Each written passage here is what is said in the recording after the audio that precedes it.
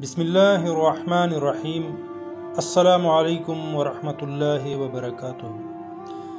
آج سے سیرت النبی کریم صلی اللہ علیہ وسلم کا مبارک سلسلہ شروع کیا جا رہا ہے، لیکن آپ صلی اللہ علیہ وسلم کی سیرت پاک کے تذکرہ سے پہلے بہت ضروری ہے کہ آپ کو سرزمین عرب اور عرب قوم اور اس دور کے عمومی حالات سے روشناس کرایا جائے، تاکہ آپ زیادہ بہتر طریقے سے سمجھ سکیں کہ آپ صلی اللہ علیہ وسلم کی پیدائش کے وقت عرب اور دنیا کے حالات کیسے تھے۔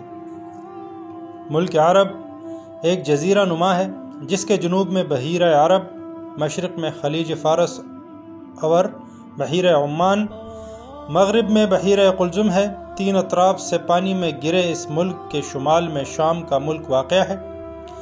مجموعی طور پر اس ملک کا اکثر حصہ ریگستانوں اور غیر آباد بے آب و گیا وادیوں پر مشتمل ہے، جبکہ چند علاقے اپنی سرسبزی اور شادابی کے لیے بھی مشہور ہیں۔ طبعی لحاظ سے اس ملک کے 5 حصے ہیں۔ یمن جزیرہ عرب کا سب سے زرخیز علاقہ رہا ہے، جس کو پرامن ہونے کی وجہ سے یہ نام دیا گیا۔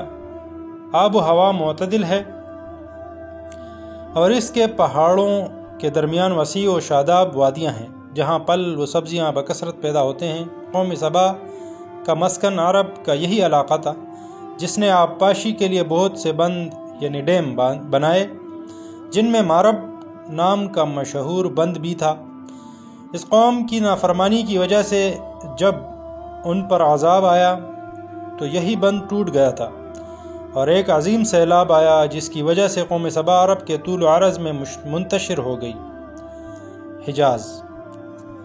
یمن کے شمال میں حجاز کا علاقہ واقع ہے۔ حجاز ملک عرب کا وہ حصہ ہے جسے اللہ نے نور ہدایت کی شمع فروزاں کرنے کے لیے منتخب کیا۔ اس خطہ کا مرکزی شہر مکہ مکرمہ ہے، جو بے آب و گیا وادیوں اور پہاڑوں پر مشتمل ایک ریگستانی علاقہ ہے۔ حجاز کا دوسرا اہم شہر یثرب ہے، جو بعد میں مدینۃ النبی کہلایا، جبکہ مکہ کے مشرق میں طائف کا شہر ہے، جو اپنی سرسبز اور لہلاتے کھیتوں اور سایہدار نخلستانوں اور مختلف پھلوں کی کثرت کی وجہ سے عرب کے ریگستان میں جنت عرضی کی مثل ہے۔ حجاز میں بدر، احد، بئر معونہ، حدیبیہ اور خیبر کی وادیاں بھی قابل ذکر ہیں۔ نجد۔ ملک عرب کا ایک اہم حصہ نجد ہے، جو حجاز کے مشرق میں ہے اور جہاں آج کل سعودی عرب کا دارالحکومت ریاض واقع ہے۔ حضرموت۔ یہ یمن کے مشرق میں ساحلی علاقہ ہے، بظاہر ویران علاقہ ہے۔ پرانے زمانے میں یہاں ظفار اور شیبان نامی 2 شہر تھے، مشرقی ساحلی علاقے یعنی عرب امارات۔ ان میں عمان، الاحساء اور بحرین کے علاقے شامل ہیں۔ یہاں سے پرانے زمانے میں سمندر سے موتی نکالے جاتے تھے، جبکہ آج کل یہ علاقہ تیل کی دولت سے مالا مال ہے۔ وادی سینا۔ حجاز کے شمال مشرق میں خلیج سویز اور خلیج ایلا کے درمیان وادی سینا کا علاقہ ہے، جہاں موسیٰ علیہ السلام کی قوم 40 سال تک چکر لگاتی رہی۔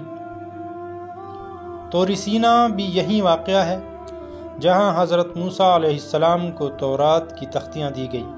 ایک بات ذہن میں رکھیں کہ اصل ملک عرب میں آج کے سعودی عرب، یمن، بحرین، عمان کا علاقہ شامل تھا، جبکہ شام، عراق اور مصر جیسے ممالک بعد میں فتح ہوئے اور عربوں کی ایک کثیر تعداد وہاں نقل مکانی کر کے آباد ہوئی، اور نتیجتاً یہ ملک بھی عربی رنگ میں ڈل گئے۔ لیکن اصل عرب علاقہ وہی ہے جو موجودہ سعودیہ، بحرین، عمان اور یمن کے علاقہ پر مشتمل ہے، اور اس جزیرہ نما کی شکل نقشہ میں واضح طور پر دیکھی جا سکتی ہے۔ عرب کو عرب کا نام کیوں دیا گیا؟ اس کے متعلق 2 آراء ہیں۔ ایک رائے کے مطابق عرب کے لفظی معنی فصاحت اور زبان آوری ہے۔ عربی لوگ فصاحت و بلاغت کے اعتبار سے دیگر اقوام کو اپنا ہم پایا اور ہم پلہ نہیں سمجھتے تھے، اس لیے اپنے آپ کو عرب یعنی فصیح البیان اور باقی دنیا کو عجم یعنی گونگا کہتے تھے۔ دوسری رائے کے مطابق لفظ عرب عربہ سے نکلا ہے، جس کے معنی صحرا اور ریگستان کے ہیں۔ چونکہ اس ملک کا بیشتر حصہ دشت و صحرا پر مشتمل ہے، اس لیے سارے ملک کو عرب کہا جانے لگا۔